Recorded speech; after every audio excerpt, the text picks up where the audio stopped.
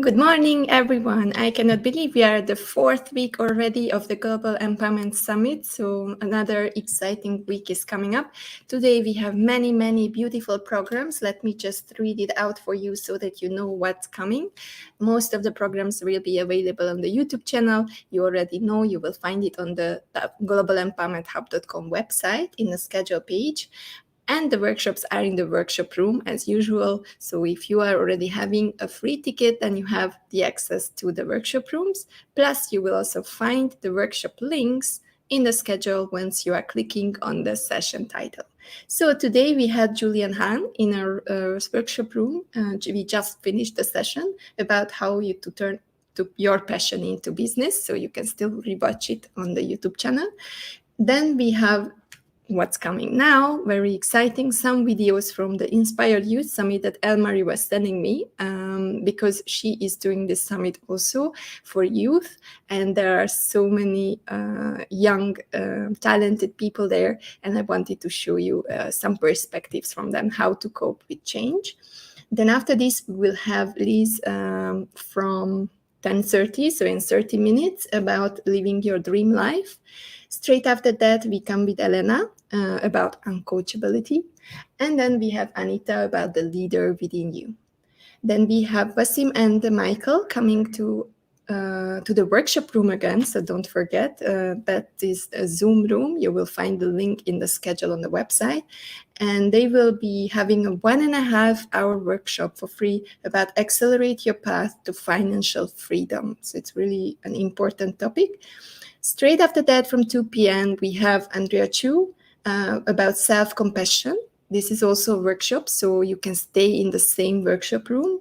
Then we have an interview with Nina Shervil-Khan, about the new era of brand building. And then we have Piero about exceptional relationships, and Stefan about menopause, very specific topic. Then we will have Jules about memorable personal brand. And then we have another workshop with Piero about exceptional leadership in the workshop room. And we have Perpal Singh goes out about thrive, don't just survive. And we are ending the day with a panel discussion about habit, routines, and mindset with Christian, Salvatore, Angela, and Awais. So see you there tonight. And what's coming next is, let me just share my screen with you, is videos from the Inspired Youth Summit, which was shared with me from Elmarie, who is also one of the speakers. And you will see many of these guys are really talented, and they are sharing their own perspective about coping with change and coping with crisis. So you will find some new values here. Let me just choose one of the beautiful streams here. So let's go first with the panel number 1.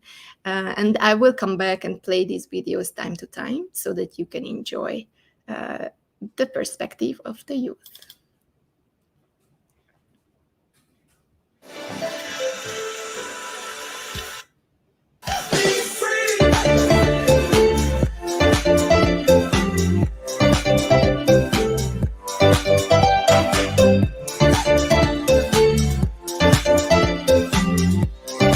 All right, cool. So guys, I'm very excited to hear what all you guys have to say. I think we should just start by everyone will go around, everyone say your name, and just talk your name, your age, and why you're here. What brought you here? Why you wanted to be a part of this? Hi, my name is Victoria Socas. I'm 14 years old.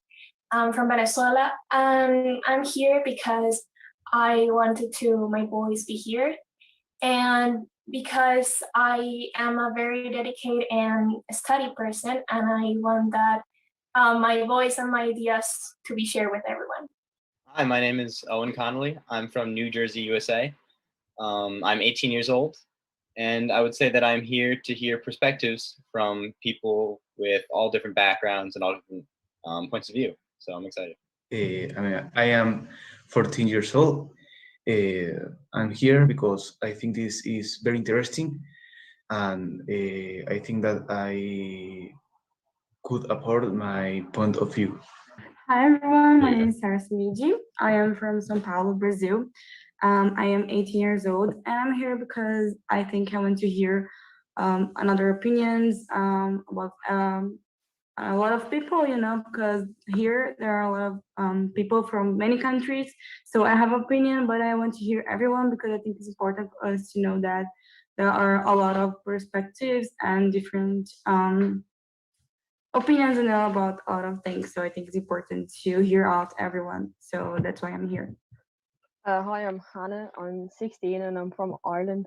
I'm here because I like talking about important things or things that I think are important, and I like hearing other people's opinions. So I think that'll be good. Well, Victoria, that was a great answer, and you just led me into our third big topic that I want to discuss, which is your coping strategies and how you with stress or anxiety or other things during the pandemic. So you just mentioned a bunch of things like riding your bike or painting or just some other activities to kind of escape social media. Alfonso, you said before that you want to try and get off social media a little bit and to relax or just, play video games with your friends, other ways to communicate, right? So how did you guys cope with being isolated, especially at the peak of all of this when COVID was really bad everywhere and you really couldn't go out or do anything? When you guys were isolated like that, how did it take a toll on your mental health?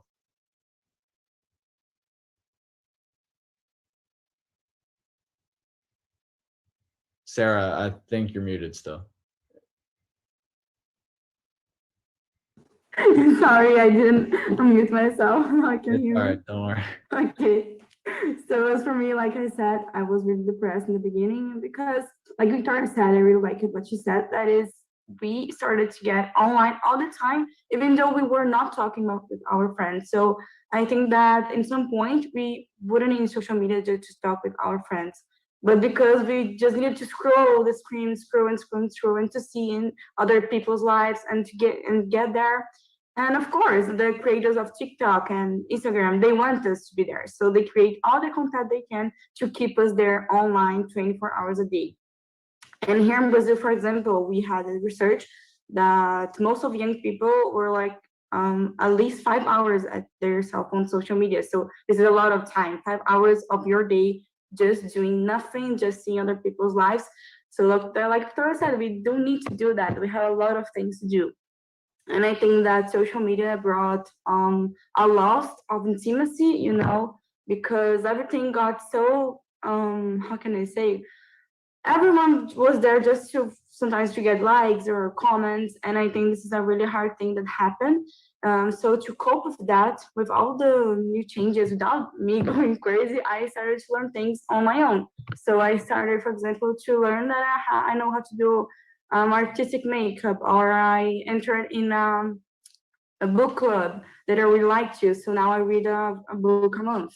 I started to, yeah. And my mom, for example, in the pandemic, she's a teacher, so she got a really bad salary, because of course she's a teacher, so the money wasn't too good here. The pandemic was awful, so she started a baking business, and I started to helping her. So I learned how to do marketing stuff, and I had to learn that. And I learned that on social media. So at the same time that social media can bring you down, can make you depressed because you're all the time comparing yourself with other people's life. You can also take good things from it. So, for example, I do this marketing course and do this book club, and well, I learned so much on my own. I learned things the tradition that I didn't learn the traditional school. They never taught me. So I am learning without being tested, because sometimes we get, oh my God, I have to make a test. But now in the pandemic, we got a real assessments, like real problem assessments. We have to become problem solvers. So this is a really great way that I use to cope with everything and to develop myself. So I think that this necessity that people had to be in social media, showing themselves and being there, just seeing other people's life, was I think that was real for everyone, because we get addicted. But I'm using social media as my favor now, because at the same time, like I said, is a good thing. You can get courses, you can learn content from people that are smart. They are there sharing for you. So you can use as your favor, or you can use to bring you down and to just keep 5 hours doing anything. So you have to make a choice. So yeah, for me, that was social media extremely really, good. so sometimes it's the worst and sometimes it's the best, because you get addicted to it and it gets you stressed out because you're trying to look at everything or how many likes or whatever, but it's also helping you cope, and you found other ways to increase your productivity during the pandemic and reach out and do other things like helping your mom with her business or taking a course or things like that, right? So for the rest of you guys, like obviously Sarah, you were doing a lot and you found a lot of ways to cope, but for the rest of you guys, were you guys able to find some other things to do to cope with that stress? Well, I mean, so did you guys get any like seriously increased stress from the pandemic, like being isolated? Did that like did that affect you a lot? I mean, for me personally, I think I didn't have more stress during the pandemic. I just had a different kind of stress than my typical day-to-day life. Because you know, in a usual year of high school, I would go to class, stress over tests and studying, stress over sports tryouts, stress over my job and working. But this year, it kind of shifted dramatically in just I was stressed about, okay, how much longer are we going to be dealing with this? When will I be able to work again? When will I be able to go back to school? Yeah. When will I be able to see people? So it definitely added some stress in that sense. Now, in terms of coping, I was able to I have not a big family, but I share the house with 3 brothers. So that definitely made it easier, having people right there to talk to and communicate with just in my own house. And then reading, I got into a whole lot, which I wasn't doing as much prior to the pandemic, but it definitely helped me. Yeah, I love what you said, that it's not a more stress, but it's a different kind of stress. Like how much longer are we going to be in our house? How much longer am I not going to be able to see my friends or talk to people? It's a different kind of stress that affected your mental health, right? Or something like that. Alfonso, did you get more stress during the pandemic? At the beginning of the pandemic, my family and tried to like to overpass the pandemic with we used to do some exercise every day. We used to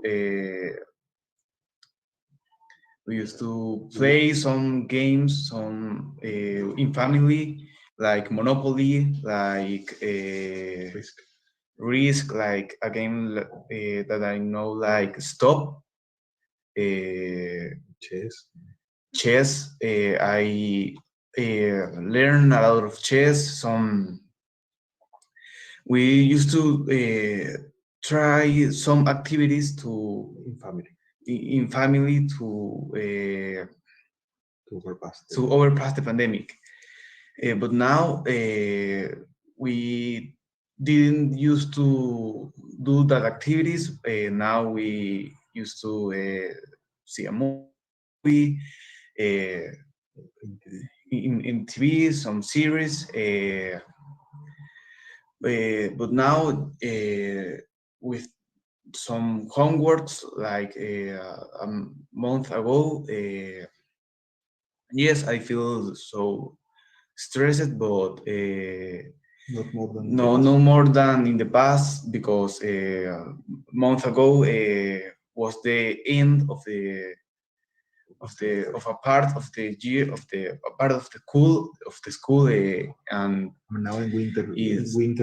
And now I am in winter holidays, and now I don't feel so stressed, but because in family we could overpass. Handle better. Mm-hmm. So throughout the pandemic, a lot of family bonding helped you deal with all the stress that was going on during the school year, right? So you guys played games, or you exercised, and exercise I think is really common for a lot of people, or working out or going for a run, because when you were able to jog outside. Like for some people, that was really some of the only stuff you could do because you didn't have access to, go to a gym or go out and work out with friends. So you try to make the best of it and do things your own. So it seems like a lot of you guys have, family that you were able to hang out with or do things with that kind of supported you throughout the pandemic. But I'm going to move on to the next topic just because I want to get everything in, if that's okay.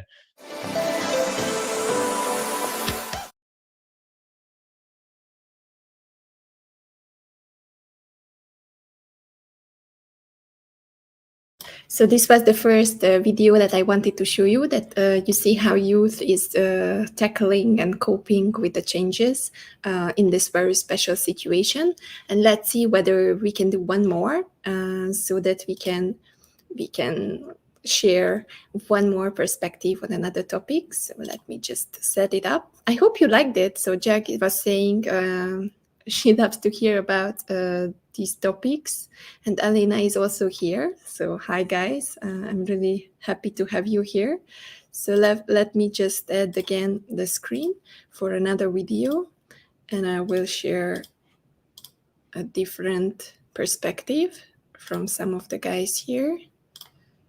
Okay, so let me just go back. I have to close the video here. Okay. And in the meantime, please check out the sessions in the globalempowermenthub.com because we have amazing, exciting sessions coming very, very soon.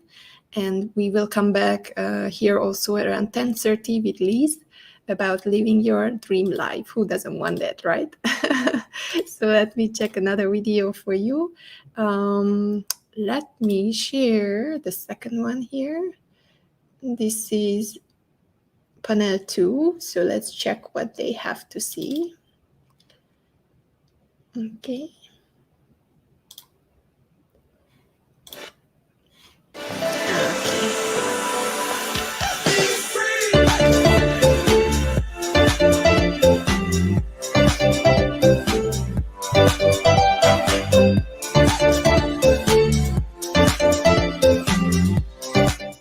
Okay, hi guys. Welcome to the Inspired Youth Summit. I'm really excited to get to know you all and learn about your experience during COVID. I think we should maybe start off with some introductions, maybe how old you are, where you come from, and what year you're in, and maybe some of your favorite activities. So I'm 18, I'm from Portugal. I live near the seaside. I'm heading to university now, so I finished high school, and I intend to study international relationships. I'm into international politics, more on a humanitarian level. So for me, being here with people from different countries is very, very nice, even very, very interesting. Hello everyone, my name is Oda. I am 15 years old. I'm from Bavaria, which is in Germany. And I really like reading and mostly about things that concern our world right now, how it is in the current state, and things about the environment, and just learn about the things that are current topics. Yeah, that's correct.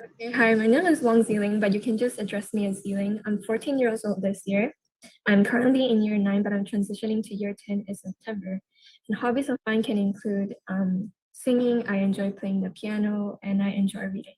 Hi, I'm Talia. I'm from the UK, but I lived in Malaysia for about 9 years, but I moved back here a couple of years ago. I've just finished doing my GCSEs, which is a bit of a mess because of COVID. And in September, I'm going to do my A-levels at college. I'm planning on studying physics, math, and geography. I don't really know what I want to do, but I do want to make a difference somehow. My name is Shashika, and I'm going to year 10. My hobbies are photography and reading, and I'm 15 years old.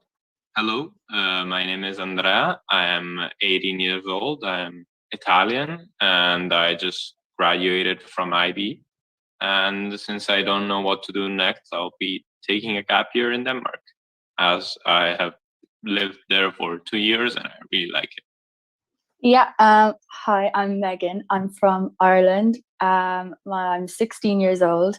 My hobbies include I do a lot of sport and a lot of drama and acting. And in the future, I really want to travel to experience different cultures and meet new people. So I'm Francesca. I'm 17. I'm going to be 18 in a few weeks. I just graduated high school in Denmark. But my mom is from Canada and my dad is from Italy. I'm really excited to speak with you all today because I think COVID was something so weird and so out of the ordinary. And I think we all have a lot to say, especially because we're from so many different places around the world. So let's get started then. All right, let's move on to the next one. Coping strategies. Obviously, isolation was really hard. So how did you guys cope with being isolated? What were some of, what did you guys do? Oda? Well, at first I thought being isolated is an interesting experience, and because that never happened to me before. And I actually thought, well, a bit of quiet environment couldn't be bad, just relaxing for some time. But over the time, it just got worse and worse. Because I just couldn't socialize enough. I mean, I've got a lot of friends and family members, and I really like talking to people in real life. And when I was being isolated, I just missed them really much, and I couldn't wait to see them all again. And well, I also live in a quite rural area, so I couldn't just go in front of their window and just wave them and say hello, just so that you can see them or anything. I just felt really isolated in my home because if there aren't many houses around you and you can't even talk to your neighbors or meet with them, it's not a really nice experience. And it was really tough not being able to visit your closest relatives. And what I have to say was really difficult, not only for me, but I think for many, many people, was not being able or not being allowed to worship anything in the church, like in any church, when people couldn't go to that church and worship what they wanted to, because for some people that's a really important point and something that's maybe the most important point in their life. And if they aren't able to do that, a really great part of their lives are missing, and not just being like arrested at home, but also missing this kind of religious experience. For sure, 100%. Especially a lot of people were affected by COVID, and I know a lot of people turned to prayer in these difficult times. So yeah, that must have been really hard.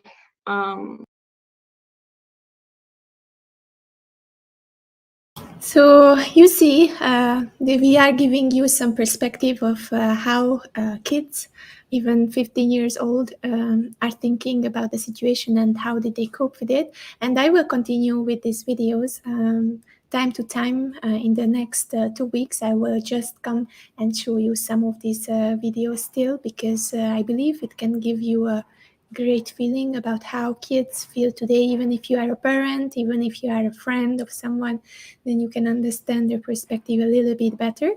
Right now I'm changing studio because Liz is already waiting for me, so we will see you with Liz about living your dream in a few minutes. And until then, please just sit back, have a little water, move around, and you don't have to move anywhere on online, because we will continue on the same YouTube channel. And see you in a few minutes with Liz Butcher. Bye bye, guys.